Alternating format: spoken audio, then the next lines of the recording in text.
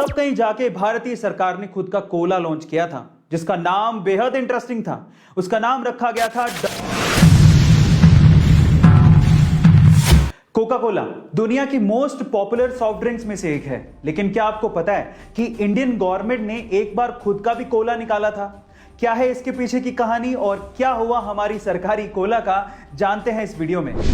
अब इस सरकारी कोला के इतिहास को समझने के लिए मैं आपको इतिहास के पन्नों में थोड़ा सा पीछे लेके चलता हूं। ये बात है 1975 की, जब इंदिरा गांधी इंडिया की प्राइम मिनिस्टर थी। तब उन्होंने अचानक से इमरजेंसी लागू कर दी थी। इमरजेंसी के वो दिन भारतीय राजनीति के इतिहास में सबसे काले दिन माने जाते हैं, क्योंकि हर एक भारतीय का मौलिक अधिकार उस वक्त उनसे छीन लिया गया था।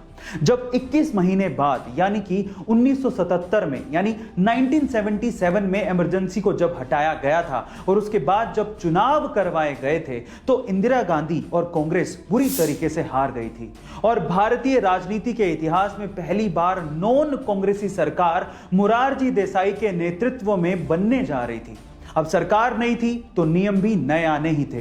कुछ नए नियमों में एक नियम यह भी था कि अगर कोई मल्टीनेशनल कंपनी इंडिया में अपना बिजनेस चलाना चाहती है तो उसे इंडियन पार्टनर्स चुनने होंगे और उनको 60% हिस्सेदारी देनी होगी। अब इसमें कोका कोला भी शामिल थी, लेकिन कोका कोला को यह चीज मंजूर नहीं थी। वो अपनी रेसिपी इंडियन इन्वेस्टर्स के साथ साझा नहीं करना चाहती थी। गाइस, मैं आपकी जानकारी के लिए आपको बता दूं कि आज भी कोका कोला की रेसिपी पूरे दुनिया में सिर्फ 2 लोगों को पता है और उन्हें पूरी निगरानी के साथ रखा जाता है, और वो भी कोका कोला के बहुत ही विश्वासी 2 लोग हैं। लेकिन तब कोका कोला को यह मंजूर नहीं था और इसीलिए उन्होंने इंडिया में अपने ऑपरेशंस को बंद कर दिया था। अब इस कहानी में आया असली ट्विस्ट। जब कोका कोला कंपनी ने भारतीय मार्केट को छोड़ दिया था, तब भारत की सरकार ने सोचा कि क्यों ना इतने बड़े मार्केट को हम खुद कैप्चर करें और क्यों ना अपना एक कोला लॉन्च करें। तब कहीं जाके भारतीय सरकार ने खुद का कोला लॉन्च किया था जिसका नाम बेहद इंटरेस्टिंग था। उसका नाम रखा गया था 77, जिसको सरकारी कोला भी कहा जाता था। पर सवाल यह है कि इसका नाम 77 ही क्यों रखा गया? देखिए, इसके पीछे भी एक भारी गहरी मंशा थी। वो क्या थी, मैं आपको बताता हूं। एक्चुअली 1977 यानी कि 1977 को इमरजेंसी का साल कहा जाता है। ये वो साल था जब 21 महीने बाद भारत की जनता को इमरजेंसी से आजादी मिली थी।